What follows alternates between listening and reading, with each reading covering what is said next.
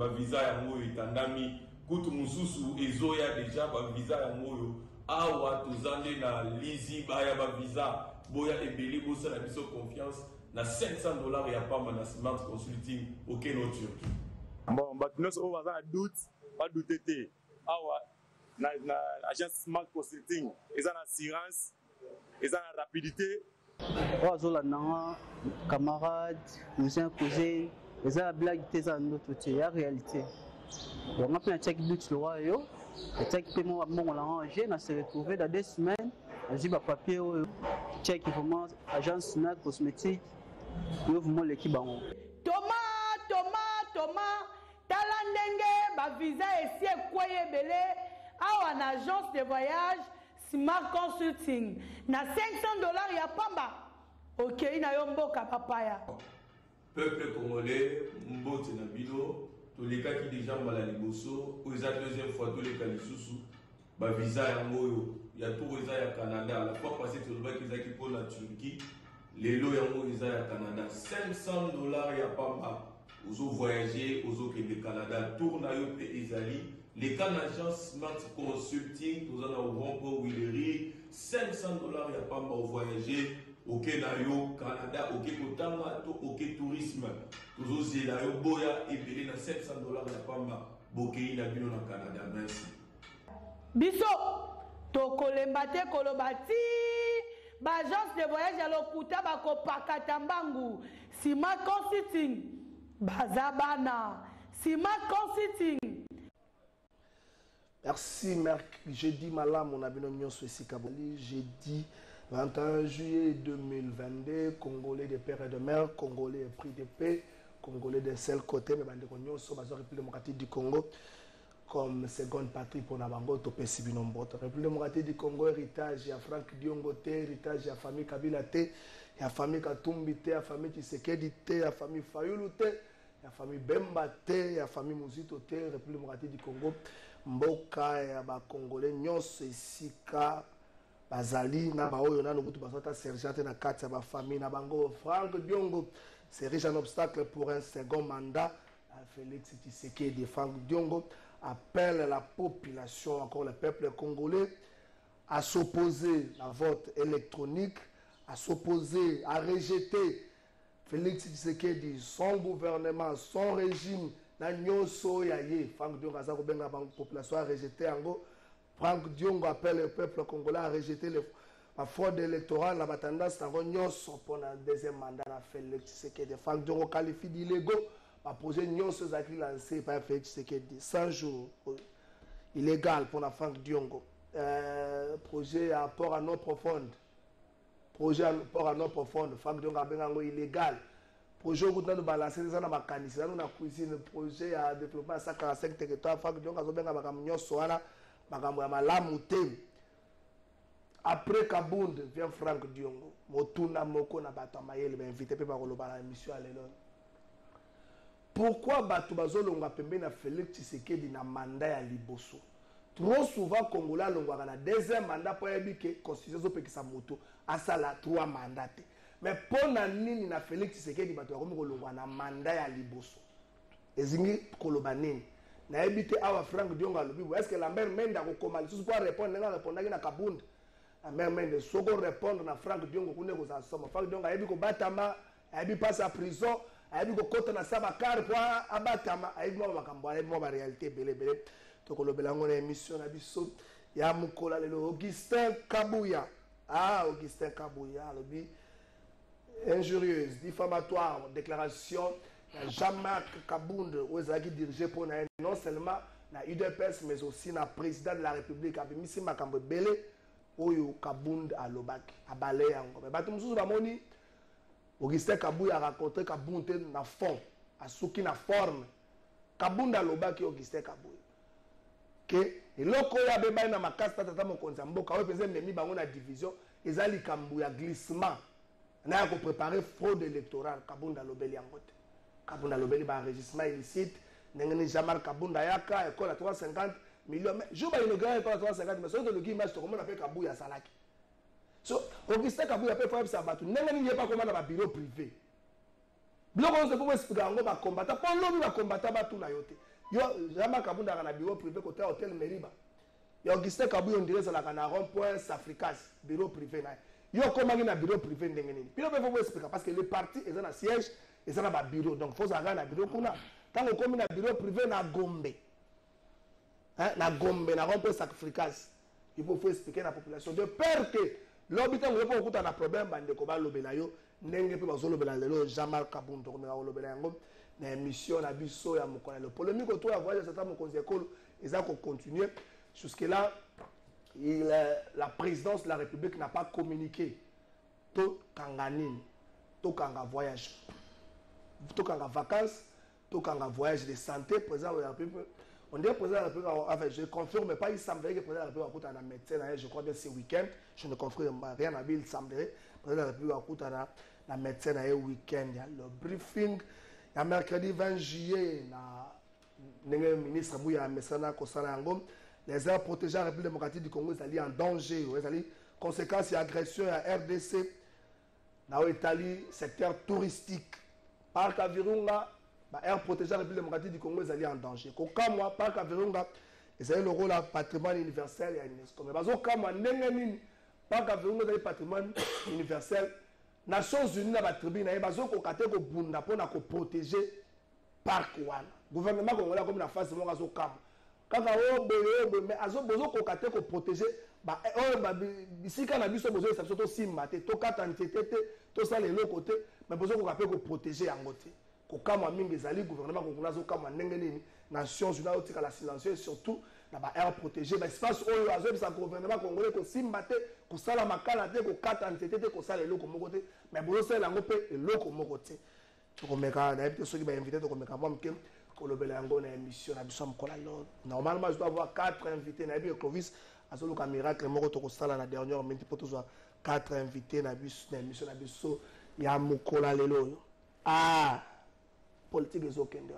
Est-ce que Kabunda a zongé l'opposition à ça que la bénédiction et pas Fayoulou au Fayoulou a mis matata pour la PC bénédiction Kabunda est-ce que sont commis Mukanda yo dit pas là pour nini na opposition femme donc a rôle de pas Fayoulou ta za le ka on a kotala ndeko na ngai ba solo les anga bénédiction les anga na kala so continue opposition faut qu'on tente 30 secondes mais so na opposition faut le pas Fayoulou akamwa solo la ko ebiso ndenge stratégie ba discours ba kolobelango ndenge ko arranger full ndenge nini donc il faut que nous moi stratégie non c'est la muta répondre Franck Diongo déjà na plateau 3 invités le temps que ba bon ça 4 invités à côté maître Deo ozali moko ya bato batambola kanzela na Franck Diongo na pesi mbote ndeko trésor kala fai mbote na ba invité nyonso oyo oyambi lelo na plateau na yo pe mbote mingi na honorable président Franck Diongo, mbote pe na président direct na ngai na niveau ya ville province ya Kinshasa,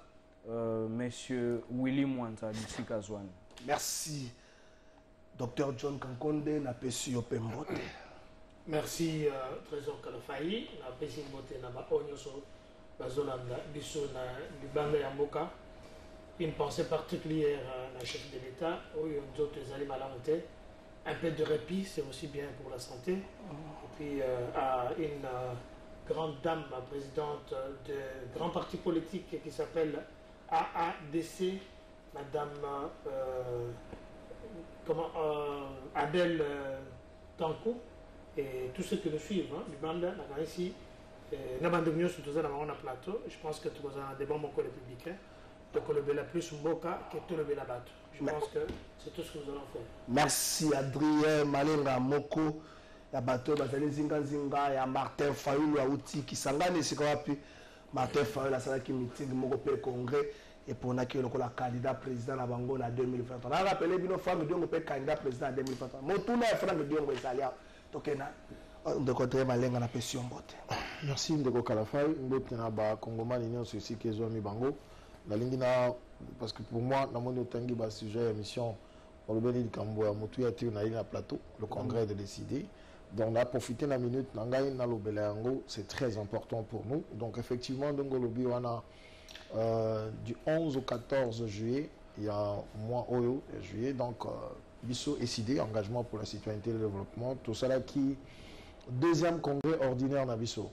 Pour la petite histoire, on a rappelé depuis que ECD a créé, le 8 mars 2009, où ils ont eu le 3e congrès de Zakusala. Premier congrès, c'est un congrès extraordinaire, et c'est là qui, il y a juillet 2011, résolution phare, le congrès qui soutient la candidature.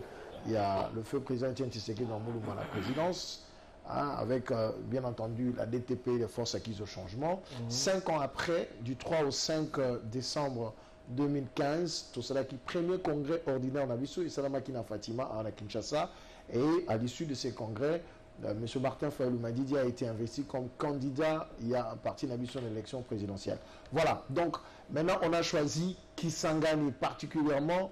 Ndeko Kalafai, dans le contexte où tout ça Abisso Lelo, Kisangani est une ville moko sur le plan symbolique aux Akotal Samarambébélé. Ville martyre, vous dit que l'armée étrangère et Bundakuna, Tidelo, comment dire, cicatrice Ezali Kaka. Donc le congrès, Ezali qui a thème Nene de Kalafai, Congo et Kolomoko. Congo et Kolomoko, nous avons qui thème, il y a congrès Nabiso. Au Monimbo, quand Nabiso le allait menacer la balkanisation, il fallait donc affirmer que Bisso, Baï Eside, Bakongoma, Nyonso, Tolobi, Ata centimètre, mon côté, il y a beaucoup Nabiso et que Kenambo Kwabapaya. Donc l'intégrité territoriale de la République démocratique du Congo n'est pas négociable. Donc le Congo n'est pas à vendre. Congo et Kolomoko, on l'a affirmé. Ben, Tikamana Sili, ça parce que c'est important. La résolution Makikuna, 30 résolutions. Dans Congrès Nabisso, résolution numéro 8, reconduire Martin Fayulu Madidi comme président et parti Nabisso. Résolution numéro 17 est désigné dans le Congrès, désigné comme candidat président de la République dans l'élection en 2023. Et puis résolution Mokope à Moutouya, résolution numéro 25.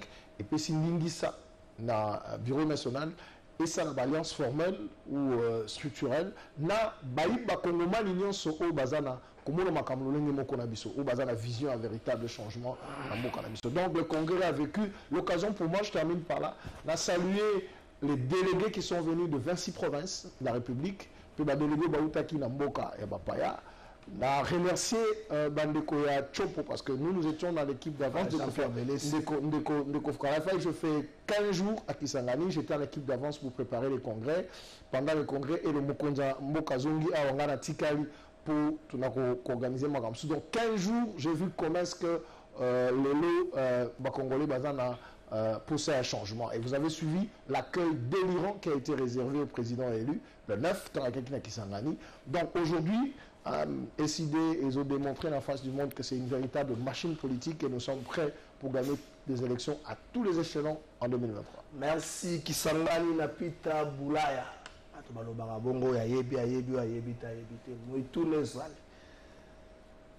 Pourquoi Batu Bazolongwa Zinga Zinga Tata Mokonzi Ekolo na Kenkena na ye ya liboso? Tu peux répondre.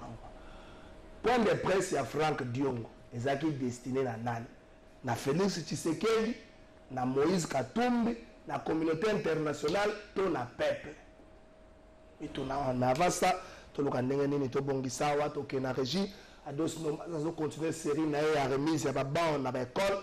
Après la commune belé, la circonscription na ye azalaki mikolo leki na commune ya Ngiri et puis to enchaîner malamoko na élément ya Ogi Kalonji qui se dit l'homme qui prend la paix et la réconciliation. To kena régie. Après Makala, Kalamou, c'est le tour de Ngiringiri avec l'Institut scientifique et technique d'Ngiringiri d'être sur la liste de bénéficiaires de la campagne Sombela Mwanakela Siban, initiée par la Brigade Orange qui dirige le lit de la Funa à Dos-Ndombassi, qui après avoir constaté les conditions déplorables qui secouent cet établissement public, il y a peu a décidé de passer en action pour donner un lot important de bancs, de cahiers et stylos ainsi que de matériel didactique afin de soulager tant soit peu le problème qui ronge cette école afin de permettre aux élèves d'étudier dans de bonnes conditions. À cet effet, quelques enseignants et les préfets de cette école n'ont pas manqué de saluer ces gestes. Nous lui réitérons notre grand merci pour cet acte louable devant le public. Même chose aussi pour certains élèves qui appellent leurs condisciples d'en faire bon usage. C'est juste très touchant. De notre part, nous sommes tellement flattés et On ne s'entendait pas à ça. Il y a plusieurs honorables, il y a des noms qui se citent, mais lui, il a pris compte de notre État. Nous leur demandons seulement de protéger les biens qui nous ont été offerts, de ne pas gaspiller.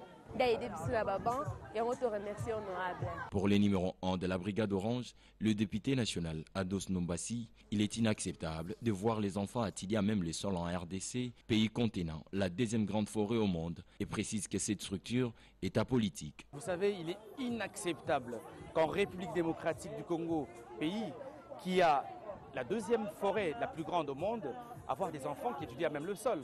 Nous continuons nos bonhommes de chemin. La brigade orange continuera dans toutes les 24 communes et si possible, si Dieu le veut, bien sûr, nous allons aller dans toutes les 26 provinces, apporter notre soutien avec cette campagne Sombela Mwana Kelasi. Bon, non, la brigade orange est une ASBEL.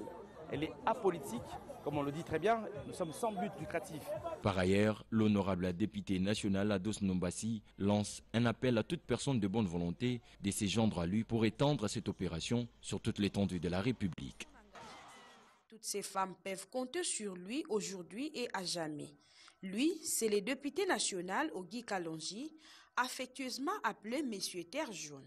Suivez cette vidéo réalisée en date du 16 mai dernier pour comprendre l'essence de son combat, où il était obligé d'interrompre la plénière à cause de ces femmes vendeuses en difficulté au quartier Terre Jaune, dont l'objectif était de réconcilier cette catégorie de femmes avec les agents de l'ordre pour une meilleure collaboration, mais aussi les interpeller à la prise de conscience du danger qu'elles courent en vendant tout au long de la route.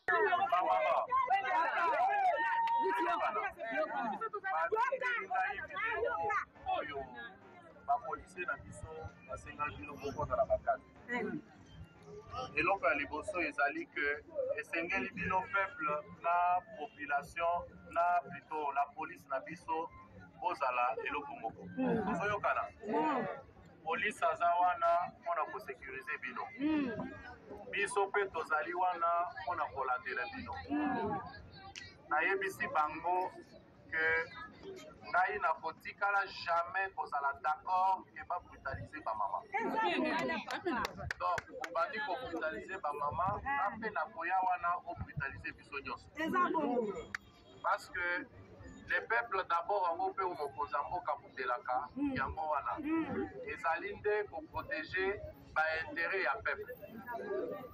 Alors c'est vrai que likambo ya baaccident tozali kobundela yango mikolo nyonso parce que ezosala biso pasi. Cela ne veut pas dire que babengalaka bamama place na bango bazotekela bazozwelaka mwa infra likolo ya soki nini wana tokozala d'accord te. Mais aussi il faudrait que bamama basalisa biso to garder propriété ya nzela na biso. Parce que bino pe bozoteka bozwi biloko botie na bakanivo ekomi problème, ça c'est pas bon. Lelo Terre Jaune tokomi na bawenzi mibale oyo tosalaki liboso na oyo honorable Paul aye kosala, c'est-à-dire que soki place ke ekoki kozala ke bamama okota oza confortable te eza mpe mpona bolamu na bino. Mais soki omoni ke place na yo mesala koteka place na yo wana tekaka désordre ekozala te, il kosala yango na kimia. Tozoyokana voilà bato wana c'est ça la question. Nana futaka bango bato monaki balataki gilet ya Terre Jaune bopeto wana eza bato ngai moko na chaki ngai moko na bando futa. Mais est-ce que bino bokobebisa nzela po moto mosusu aya kofutela bino yango wana yango tolobi tokovanda na chef du quartier na la police tosala plan toyeba koma motu nyonso akoparticipe na Terre Jaune bopeto.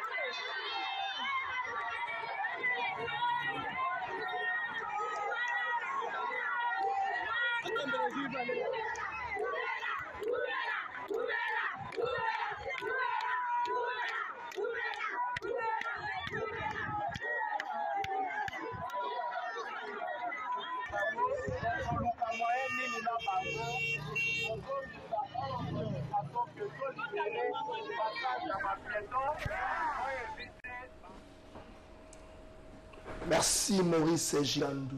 Polémique autour de la voix du chef de l'État. Est-ce qu'il faut continuer à flouer autour de la vacances? Est-ce qu'il ne faut pas qu'il y ait une communication officielle à part du service où ils allaient, la présidence de la République, où ils tambolaka?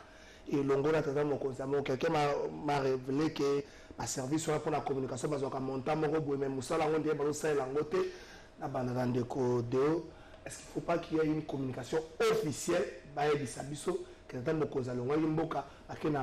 en Espagne pour la problème de santé, pour la problème de boyer, pour la problème de boyer, pour la problème de santé, tout bon de la pour tous les Christ. Merci Ndeko Trésor Kalafai pour na motuna otuni.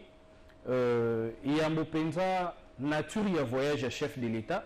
Toyebi yango te, tozali kolanda yango kaka na nzela ya basinga to pe na nzela ya ba internet ndenge balobaka toyeke mokonzi mboka bimi libanda mboka. So veye kosala nini eyebani te. Toza koyoka ba raison ebele, mosusu bazoloba tantôt ake vacances, tantôt ake contrôle médical, tantôt toza ko comprendre te. Maintenant zwana nous soki akei na contexte que akei vacances, tozoli tuna. Est-ce que le chef de l'État au moment actuel a connu qu'il y a des vacances alors que Yende Babengi commandant suprême? Tozolanda na mboka Ukraine, comment est-ce que le président na bango a même au front, comment est-ce que s'est donné, comment est-ce que s'est sacrifié en même temps oui, mais justement il y a un exemple à suivre. Par exemple à Malam, il y a un biso to sengeli kozwa ko copier pour que mboka na biso de ko avancer. Je vois mal aujourd'hui que le chef de l'État abima pour être accueilli vacances. Et moi, je pense que les vacances, seulement on peut savoir raison à maladie et autres parce que va sentir que va critique de part et d'autre. Alors, moyen de contourner voyage à chef de l'État, le but c'est que problème à santé, accueilli pour un contrôle médical et tout. Alors, tant mouillé, à ça aucun qualité, il y a soins de santé à malam ou banda yamboka. Est-ce que ça au ça? Par rapport à la Congolais, bazali kokufa na est, ba mesure nini oyo azwi ya makasi oyo koyi kosilisa guerre lelo na mboka. Toyebi ete ba déclarer ki état de siège oyo l'honorable Franck Dion na point de presse na yasala ki lobi mercredi a détaillé échec oyo ezali komona na makasi oyo ba benga na français.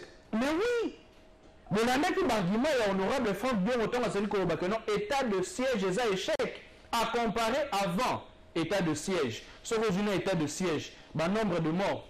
Mais tout ça, on comprendre que si ce n'est pas pratiquement égal, mais dans état de siège, dans un coup famille. Il y a une partie à territoire national, et ils ont occupé dans Maboro, il y a M23, na Bunaga, na Kuna. 1 mois et 10 jours. Mais le chef de l'État se permet quand même d'aller prendre son temps, de prendre ses vacances, de s'amuser et tout. En tout cas, biso to sengeli ko kanisa ete biso na MLP to kanisa ete état de siège oyo ezali échec et to lingi ete l'État le kana kozoba mesurement oyo ezali efficace de sorte que ba éradiquer ba M23 une bonne fois pour toutes. Merci Dr John. Flou autour et à voix le chef de l'État. Est-ce que la présidence n'est pas avec le service ou accompagner la présidence de la République surtout dans le secteur de la communication, va traîner les pattes pour apporter un petit éclairage là-dessus? J'aurais bien voulu que Ozala na Kabola Tango, équitable, pour que matière de repère on demande à ce que Matbazala toujours na et donc Kokoma. Interférence inutile et je respecte beaucoup mes coordonnateurs. Je pense que ici c'est un débat d'idées. Étant donné étant donné Kanati Sika Nabapaya, raison pour laquelle elle s'appelle Nakoya Ama. Et les Kolobani. Mon Konzamboka a un droit en tant que chef de l'État, il y a qu'à se déplacer, il y a qu'à tambola, qu'on soit un petit répit. Ce n'est pas interdit. naza kokamwa kelelo bandeko tozalaki na bango, vous avez cité déclaration, point de presse raté. Il y a mon avocat Franck Diongo Chamba, que je salue en passant. Naza moko ya batu oyo tangu bazo kende ko katela ye tumbu la cour de cassation et pas ya ba ancien justeur hein oyo toyebi wana o ba katela ki ye azala ki juste na ba débat d'idées ba kangaka ye ba garde na ye ba chaka bango na ba site chilelo batu wana o ba sala makambo wana bazo continuer comme on a mwana mboka Franck Diongo azo koloba dans le but sorti médiatique raté, mal préparé. Puis là, pour lobby, ce sont des choses qu'on entend tous les jours. Les kabylistes, ils parlent de l'incompétence, ils vous parlent de jouissance, ainsi de suite. Alors que tant que à la Kozamboka, à vivre dans un bicoque, Ndakwakala, 2 chambres, salon, et Sikazali, par rapport à Bango, 100 bureaux. 100 bureaux. Alors, tant que vous avez jouissance, tant que vous avez que je voudrais que Bandekouba Limbisebiso ko déranger dans le plateau. Nous parlons de choses importantes ici. Alors, je voudrais que Nebo Bakala Mokeri ait souvent l'indigence de l'esprit. Nous parlons de choses sérieuses. Alors, quand il y a des gesticulations, j'ai demandé ici qu'il va te voir comment. Mon Kozamboka, on le dit en madame qu'il faut que tu en aies un. J'aurais appris qu'il faut que tu en aies un samedi. Écoutez, d'ailleurs, qui de Konangaï, ou Bengue Maître, je respecte beaucoup ce qu'il est. À l'objet de la vie sur Makambozo, le Ukraine, un parallélisme qui n'a rien à voir. Imaginez que le président Zelensky, où il y a Ukraine, n'a pas soit à l'Union européenne, soit à la Belgique, soit à la France. Soit en France, vous l'avez vu dernièrement, Sarkozy l'a reçu. Nous savons bien que Mboka les a attaqués, mais les gens de Congolais, tellement que on ne peut pas faire bloc parce que va te baser au Koufa. Bateau le bazar pour Koufa la République depuis 22 ans. Bazar pour Fagaka. En plein de la bateau et Bakoufi, par rapport à l'élan, ils en ont eu côté. Mais c'est vrai que nous déplorons tous les morts. Mon cousin Mboka, Félix Antoine, on appelle Simbote et Sikazali, à le que n'a pas se sentir, n'a pas eu président de la République tant que Guérouane est silité. C'est-à-dire que focalisation n'a eu. Makamunu sozo kokanisa ezali pona mboka. Ba possibilité otoki lelo que ce n'est pas seulement le Rwanda, et c'est dans Ouganda, de mutozo kosa le nini wana, to ngeni na baona bitumbate, mais c'est pas rapport à la diplomatie que batuma komu bimisa bango kozala tumutondoki, oko kenera pas maman de la terre, acha ekopo, mais à un certain moment tant vous avez utilisé des stratégies psychologiques, mutokomo le c'est vrai, ngai na lokakanga moko te na lokakana ba voisin. Voilà ce que nous demandons. Le flou autour de la communication n'a pas de service. Je ne parle pas ici, Makambo flou. C'est vrai que la presse présidentielle, où ils ont dirigé Namwana Mboka, Eric Mindou, ça boite un peu, je le dis sincèrement. Alors, ils n'ont pas bien communiqué peut-être par rapport à ça, mais tard que jamais. Il y aura une conférence de presse aujourd'hui, après demain, après le Conseil des ministres. Mais pourquoi Batubalingaka Kochia charlie devant les bœufs? On dit que les gens ont une équipe d'avance. Mais dans le moment où ils ont Kisangani, quand vous voyagez dans l'intérieur de Mboka, quand vous voyagez dans le il faut vous rappeler ici que pour la mission où vous voyagez, quand voyager, c'est vraiment pénible. C'est très pénible que voyager. Quand vous voulez l'avion, ça va le matin, quitte à. Tu n'as même pas le temps, il faut que vous ressources avion. Quand vous voyagez, les luxe pour la mission où vous voyagez, ce n'est pas une partie, il y a plaisir. Alors, et on a dit que là, bon, quand j'en vois quand on a un docteur, c'est qui est tout à fait normal. Mais quand on a dit que Makambolobaki, il y a un état de siège, et continuons mon boulot. Mais qui propose quoi? Alors, l'état de siège, parce qu'il y a Azali, je peux dire que Azali, moi, a dit que l'état de siège, Azali constitutionnel, l'appliquer, ça ne fait du mal à personne. Merci, docteur. On dit que toi, on contenir dans moulin, chaque fois que mais on a appliqué ça, il n'entre pas comme c'était avant. Et puis la récupération, il y a ma province, la commune, le village de Liboso, vous ne reconnaissez pas ça, je me dis que nous sommes en Merci, docteur John. Adrien Malenga, docteur John a reconnaître qu'il y a un sérieux problème dans le service et la communication à Mokonzambo, non seulement baza ko entretenir flou, mais baza ko traîner les pas pour éclaircir bateau. Est-ce que c'est le moment, si cela est vrai, que dans mon cause y a vacances, toujours hypothèse, est-ce que c'est le moment? Mais ceux qui a pour avoir soin de santé, moi je dis j'aurais appris qu'à coûter un médecin à mon collègue samedi, j'aurais appris que le chef de l'État coûte un mon collègue samedi.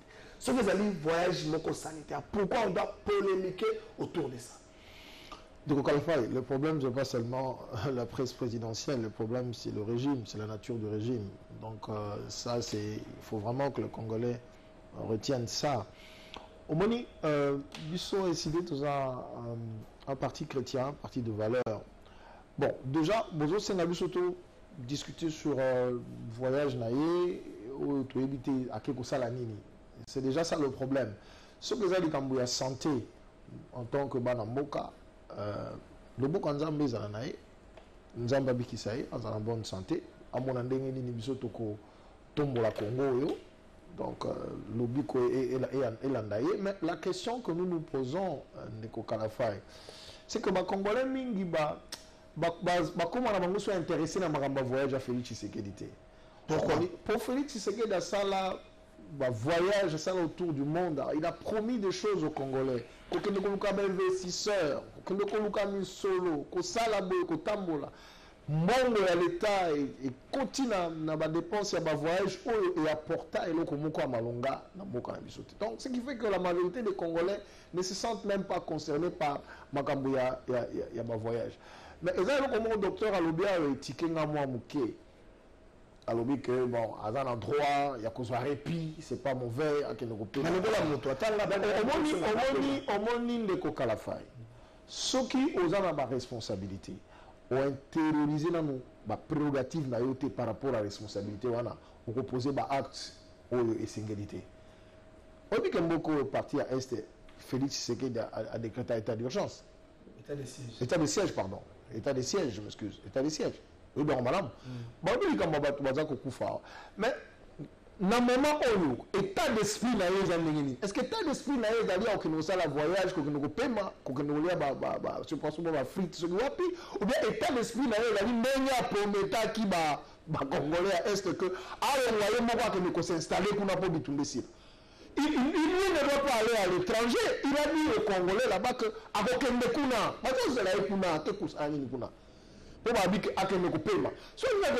il y a des paiements alors que le pays est en train de brûler. C'est ça, comprendre le combat aux Alinango.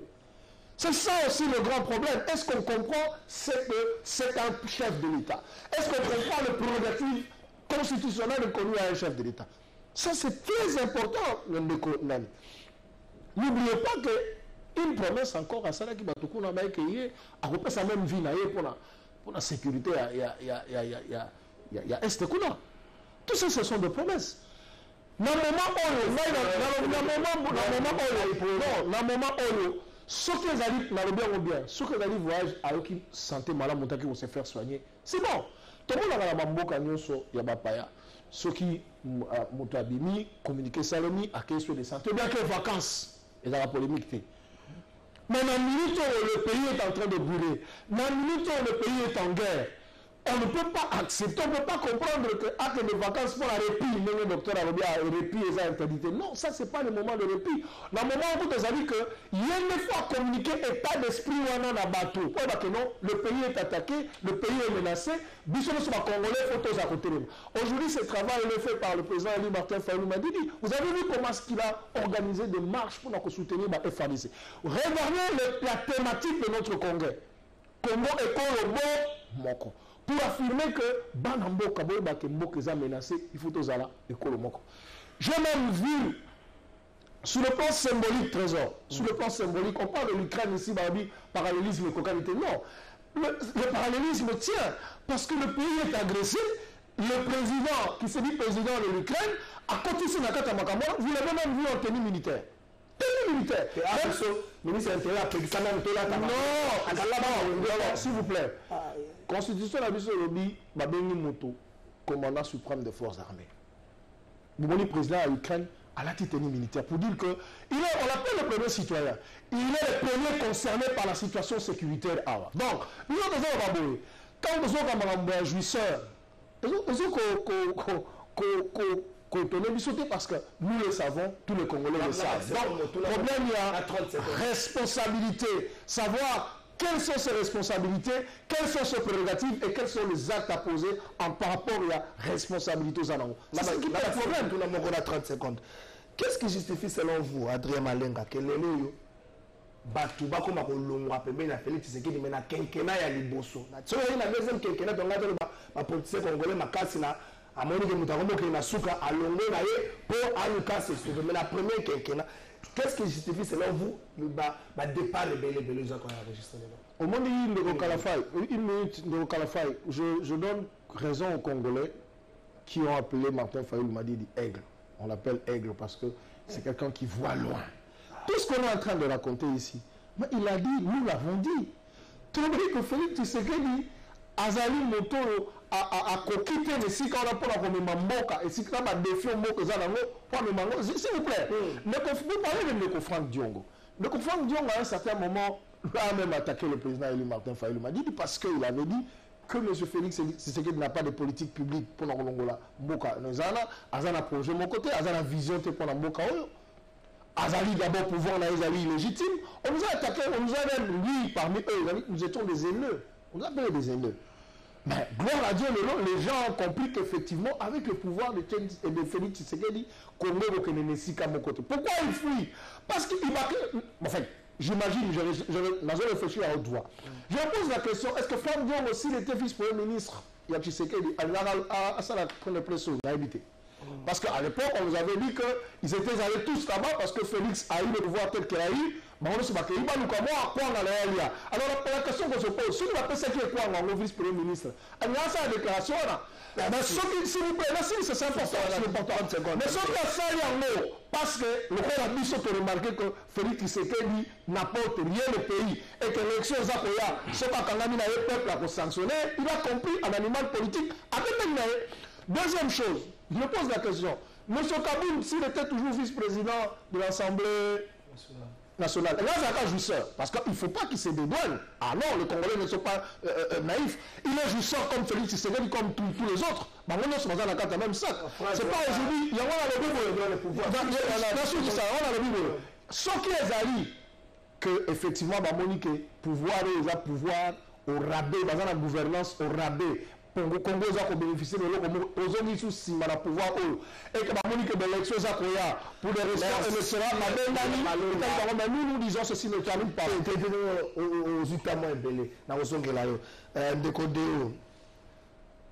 qu'est-ce qui justifie que les lois beaucoup nous benda na benda na pembeni ya président la République alobi soki bozaki soki place au ministre Aselo azalo rek ezaki Franck Diongo nena lula cortège tant que là la police mobimba ka songolese tambola naye là la stade de martyr mais cortège tika na tia wana wileri na kota UMRD so ezaki Franck Diongo lula cortège Franck Diongo na cortège so ezaki na place Aselo est-ce que là le makambo alobi lelo mais aussi message point de presse vous avez adressé na nani na président de la République Félix Tshisekedi na Moïse Katumbi pour renégocier ma carte la communauté internationale qui l'appelle. Merci beaucoup Ndeko Trésor Kalafay pour nous tuna na yo mais ambo penza na ubanana pour répondre Dr John oui il a rencontré par rapport à moi Makambo et à Mekai Kuluba. Alors il y a liboso après cet exemple que le président de l'Ukraine a voyagé pendant que guerre est que na l'Union européenne mais alors ni en malam tant le président de l'Ukraine azobima azokende na ba Union européenne azokende kokutana na ba institution mususu eza justement mpona kotrouver ba solution na problème oyo ezali na kati ya Ukraine azokende ba vacances te azokende ba jouissance te azokende mpe ba divertissement te nani ayebi te awa na ville ya Kinshasa que le chef de l'État a comme l'habitude ya koorganiser ba week-end tout le temps azala baninga na ye oui mais moi je vous dis je vous informe et puis pour la répondre par rapport à moyen et mibale à soulever par rapport à guerre et à 20 ans mais moi je me demande on doit avoir honte de dire des choses comme ça on doit sincèrement avoir honte. Quand on est candidat président de la République et qu'on pense qu'on n'est pas en mesure de donner la solution au peuple congolais, pourquoi se présenter candidat? Monsieur Félix Tshisekedi Tshilombo, pendant la campagne électorale, biso nyonso tozalaki bapromese oyo alobaki oyo asalaki population ya est oyo asalaki peuple congolais mpona koéradike guerre ya est. Aujourd'hui tozali déjà na 4e année ya mandat na ye ezali kose consommer. Solution inefficace oyo apesi na peuple congolais mpo tomona que makambo ezali kochanger déjà du côté est. On ne peut pas venir ici sur ce plateau et nous dire que non, guerre le mandat qui mandat fin temps. Donc, tant que M. Félix Mandani aussi l'a rekende, il y aura un autre président qui viendra et ils vont dire que non, ma prédécesseur n'a pas tiré fait guerre. Oui, c'est ce qui tue notre pays aujourd'hui. Répondez à la question. C'est ce qui tue le pays aujourd'hui. Et puis, pour la kutana na makambo ndeko na ngai esida uti koloba awa, l'honorable Franck Diongo par rapport il y a point de presse bazali koloba que non Sorazaki na poste, mais moi je vais vous dire une chose. Croyez-vous que depuis honorable Franck Diongo a banda carrière politique naie, nous pouvons avoir en place ce contacteur pour nous passer poste de responsabilité. Nous on se bat pour nos valeurs. Je crois que dans la sortie médiatique, mon honorable Franck Diongo Salaki, alors que Tozali pour observer, on attendait voir comment est-ce que Félix Tshisekedi n'a pouvoir avancer et que Bakouraï ko franchir ligne rouge. Mais aujourd'hui, on constate que nous sommes ko sala malelo et Zali pour répondre à une attente de la population, nous Franck Diongo a joué la responsabilité en monde humiliste, en monde tshisekediste, comme Etienne Tshisekedi, Azali héritier politique, il y a combat, il a pris l'engagement de soutenir le peuple congolais, de se battre aux côtés du peuple. Raison pour laquelle, à salut point de presse, a désapprouvé l'Union en une minute. Oui, allez-y. Cela a une place à Selo. Franck Diongo a la cortège. On a sa déclaration. Deuxièmement, point de presse, on a adressé à Nan. Très bien. Na Félix Tshisekedi, na Moïse Katumbi pouvoir renégocier ma carte ton Nan. Voilà. Je crois que déjà na ebandeli un message honorable Franck Diongo aloba kazali pour annoncer d'abord au peuple congolais et puis à s'adresser la communauté internationale et puis classe politique nyonso bayo qui est par rapport à la position au MLP azui parce que on a un point de presse wana ezaki na ba résolution et puis na motuna autour sur ezaki na place ya Aselo ezali justement par rapport à mamnoti koloba na yo. Croyez-vous que depuis qu'honorable Franck Diongo abanda combat na ye Tilelo, nanu babenga été bon à vous proposer poste monto somolo par là. S'il a refusé, même s'il était à la place du vice-premier ministre, ministre de l'Intérieur, moi je vous dis que s'il n'y a pas de valeur, il quitterait le gouvernement et il prendrait cette position au Azui. Par exemple, premier vice-président de l'Assemblée nationale, paix à son âme, l'ancien secrétaire général, il y a Ensemble pour la République. Azaraki, conseiller spécial, il y a ancien chef de l'État. Mais Mandima qui a abandonné ma poste na bango parce que estimait qu'à l'époque, on ne devait pas laisser passer le 3e mandat et ancien président de la République. Merci. Mais, Dr John, qu'est-ce qui justifie le départ autour de Félix Tshisekedi? Raison est alignée. Mais Tokei peut out. Franck Diongo a qualifié l'illégaux d'un projet non de l'Ansa. 100 jours. Projet sur le développement à 145 territoires. Même pour un nom profond. Pour un nom profond, vous êtes très intelligent, hein? Je vous l'accorde. Merci beaucoup. J'espère que c'est sincère. Ça vient de bon cœur. Merci. Mais il y a beaucoup de choses que vous devez apprendre. La première promesse de campagne, c'était de libérer tous les prisonniers politiques, dont Franck Diongo. Notre là, les bâtonniers, Franck Diongo a la possibilité de même la communauté internationale devait reconnaître. Non, mais non, sanction na date moko. Mais c'est une date on est là bima donc ata ya salé le côté de ce côté bima na le biboye. C'est on a fait ça la matière. Monica Zokoma, c'est un garçon très intelligent. On va faire l'ambition en donc bazo que promet sa campagne, il n'y aura pas de prisonniers politiques. Et moi accéder à la magistrature suprême, on se bat bima. Tout le bima du banda. Badjami Ndongala, par Franck Diongo, contredisez-moi. C'était une promesse de campagne. N'accord, il y a 5 ans. On y va libérer qui? Comme il y a proposition de Franck Diongo, ce n'est pas son parti politique après ça qui est en haut. Et Zali, Mwana Mboka, Félix, Antoine, Kozalaki président, il y a rassemblement. Faut pas oublier ça. Tu vas la bima qui la promesse, il y a Semko, par après, tu as dit comment il a été Moutouazan, liberté conditionnelle, élevé Premier ministre. Je pense que vous avez compris. Deuxièmement, Franck Diongo n'a pas de proposition concrète dans Makambo Lobby. C'est quelqu'un que j'aime bien, c'est quelqu'un que je connais, je reconnais le courage de Franck Diongo. Mais sortie médiatique n'a rien raté, ils ont posé même la substance, même valeur aux Aguinans. Comment ça? Sauf qu'on a un clin d'œil dans Moïse Katumbi, Taliban. Mais de ce côté, il a attendu. C'est ça la vérité. C'est que des quadrilles en autour de bas, il a attendu. Mais ce n'est pas tout le monde parce que vous avez fait la lutte. Tout le monde faut vous aller ici comme encore au même moment. Comme de Tangawa, Franck Nani, c'est lui qui avait été c'est qui? Les jeunes de Mdongala. Les jeunes de Mdongala. On ne peut pas les prendre au même moment. Mais il y a quand même des stratégies. Il y a aussi des équipes de réserve. Souviens Monique en 2023, je me réfère à l'analyse qui est pertinente. Sur le Tchaké, si il y a des poissons que je salue en passant, est-ce qu'à quoi on s'en a bon? Parce que vous avez le message du sens. Mais c'est quelqu'un qui aime le luxe. Et autant mon ami Toukanaï, j'aime les gens qui aiment la vie. Ça, c'est un compliment que je lui fais. Mais imaginez qu'à Komaki, vice-premier ministre de l'Intérieur, au niveau de l'Union de la Résistance. Alors, il est parti. Makamboula avait copé ça. J'aurais voulu. Mouta Trump, il a été mal conseillé. Quand vous, en tant que politique, tant aux autres critiques, donnez des propositions. Quelle est la proposition qu'il a donnée par rapport à la guerre à l'Est?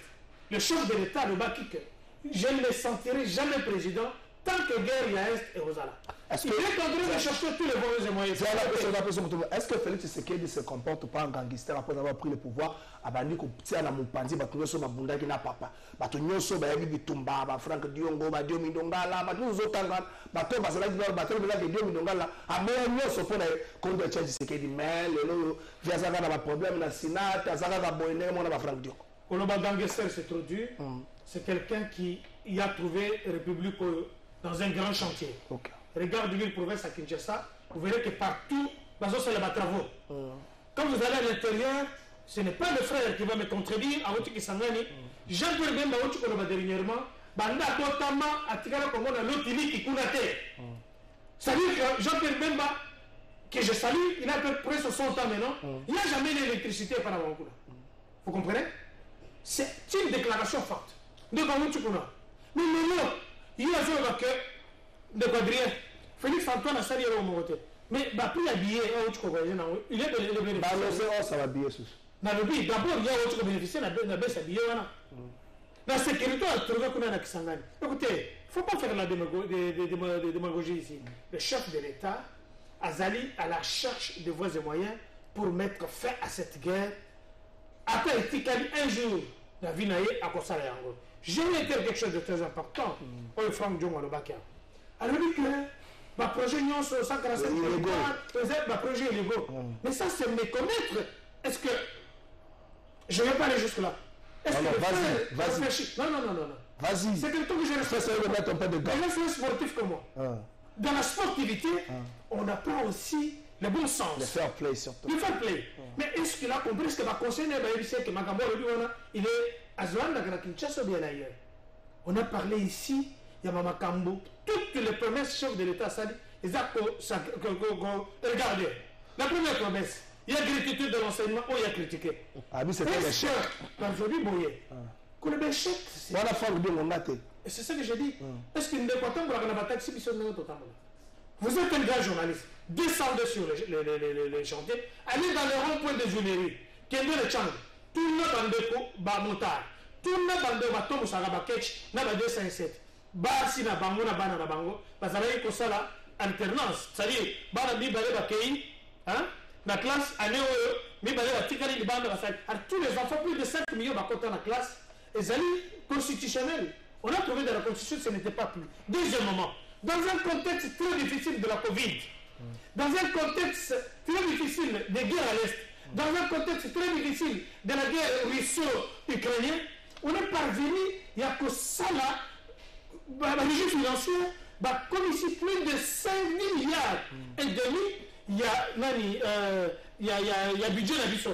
Tout ça, ce sont des prouesses qu'il faut améliorer. Parce que si je dois me référer à Rizal Bambi, qui était quelqu'un de très important, à l'Obak et 18 milliards de Bimaka chaque année, dans le régime de jouissance au Eleki. Alors, quand vous parlez ici de la jouissance, d'accord, il ne faut pas être des affabilitateurs. Parce que le quadrille le bien, le président élu, mais le président Soukaza élu, ou bien Aza élu, je ne sais pas, mais Soukaza président élu, ça veut dire qu'il a la clé pour mettre fin à la guerre à l'est de la République, s'il est vraiment congolais. Alors, mais comment le président élu, Aza Kotombola, ça c'est pas moi qui le dis, parce que les autres tambola n'a été endoïqués, tout le monde est endoïné. Il faudrait que les gens fassent des réflexions, des analyses, tant que la jouissance.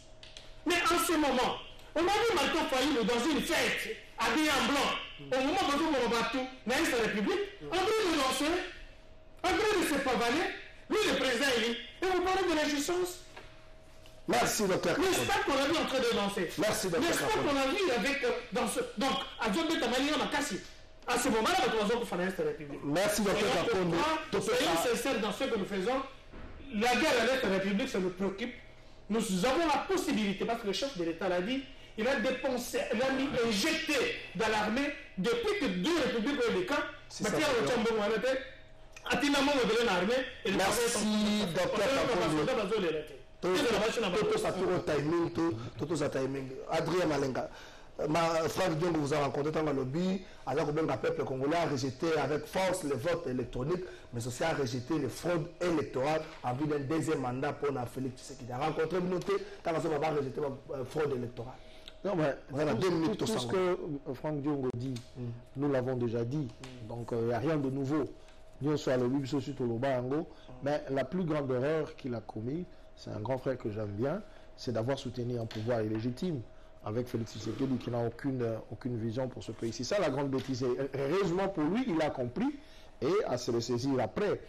Mais la nuit, quand même, on est revenu sur un certain nombre de choses qui ont été dites par mon frère, le docteur.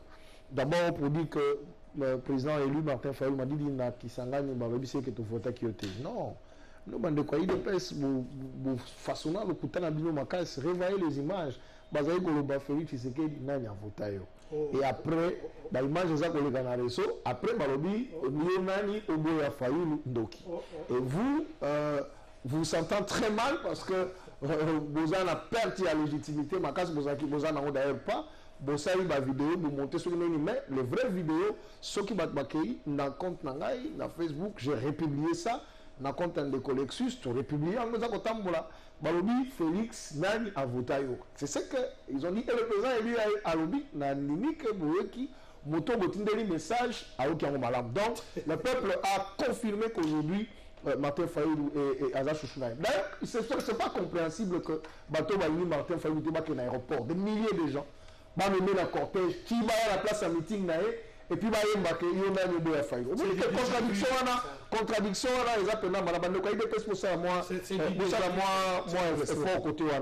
deuxième chose, Martin Fayulu l'a fait, président élu, pardon, à dans la clé. Martin Fayulu aujourd'hui se retrouve dans la position de Etienne Tshisekedi Mamouloumba s'est retrouvé après 2011, où il a été élu par le peuple, mais il n'avait pas l'impérium. C'est simplement Martin Fayulu, avec son impérium, monsieur, regardez-moi en face, il avait un programme. Le programme est là. D'ailleurs, beaucoup qui manifeste dans le congrès, nous avons un manifeste. 15 points dans le domaine stratégique, dans la politique publique automenée pour résoudre le problème du Congo. Donc, ça c'est quelque chose d'important. On pose la question, on ne répond même pas à la question. Oui, alors, mais la nouvelle raison sur les travaux au sein de ma part, j'étais à Kisangani il y a 2 ans, hein, docteur. J'étais à Kisangani il y a 2 ans, je suis rentré là-bas, je pleurais. Même la voirie urbaine n'existe plus. Merci. Exact. Donc, merci pour la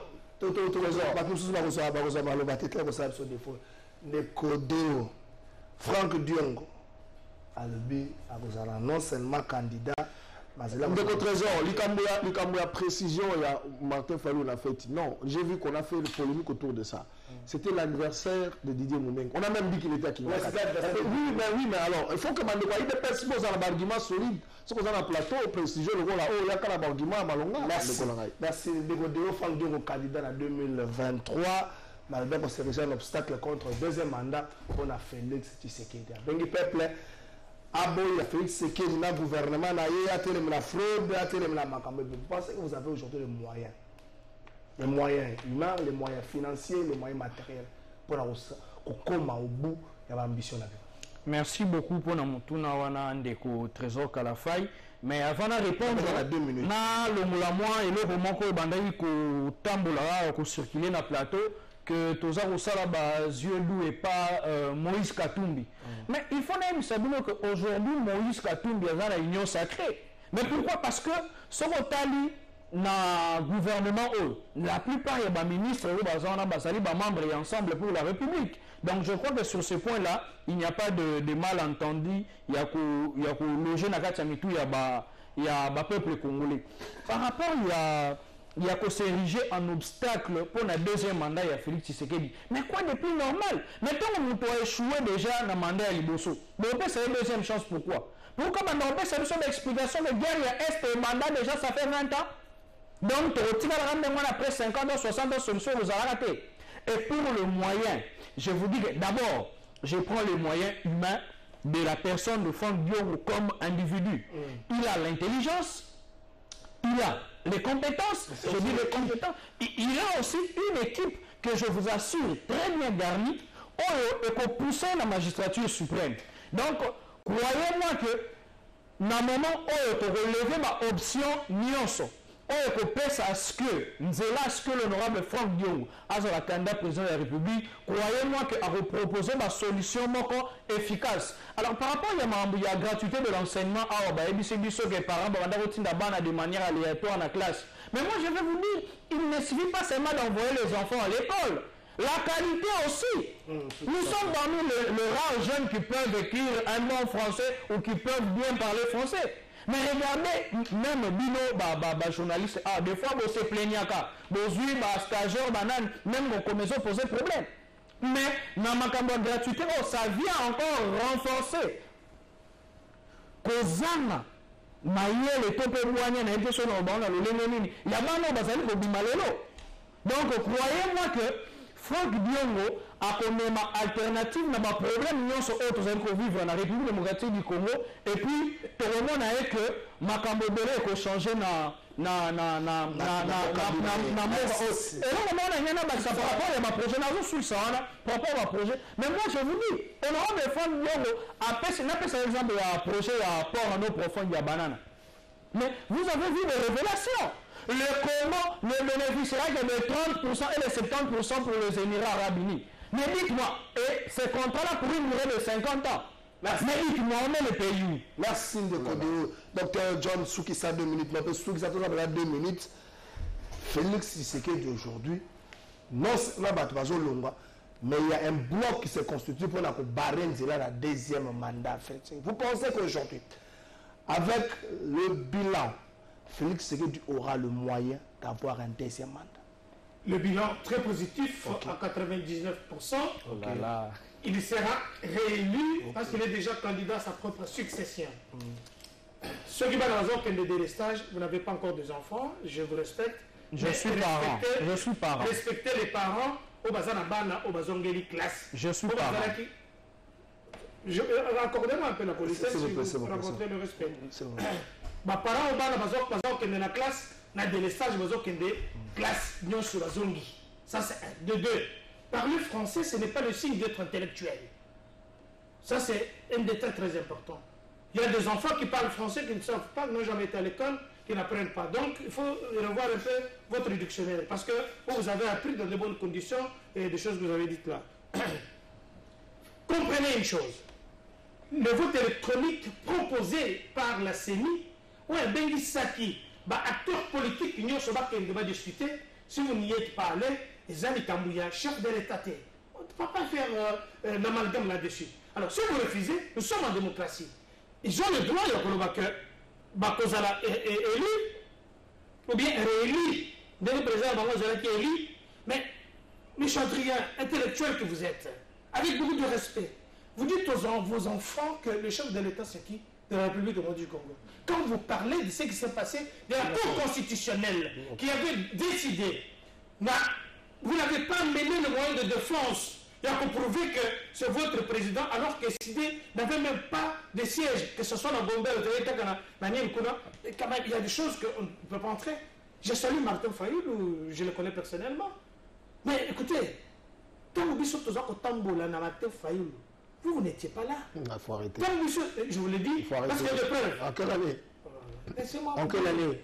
Écoutez, ces périples européens, c'est moi. Vous racontez. Alors, vous, quand vous allez avec lui là-bas, vous le faites croire qu'il est plus grand.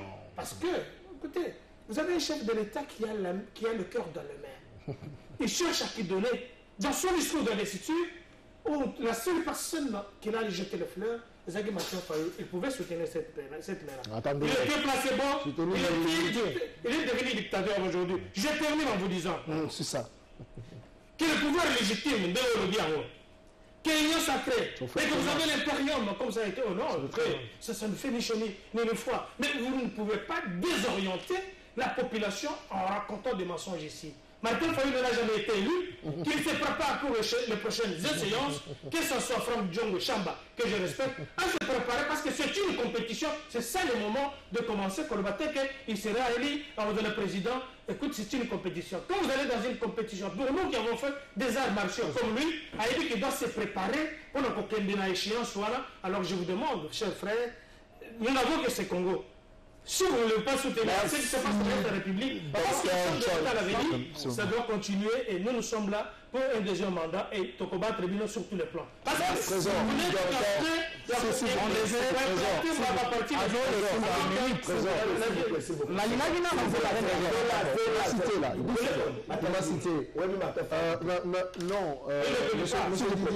Monsieur Docteur Didier, je crois que c'est ça. John, ouais.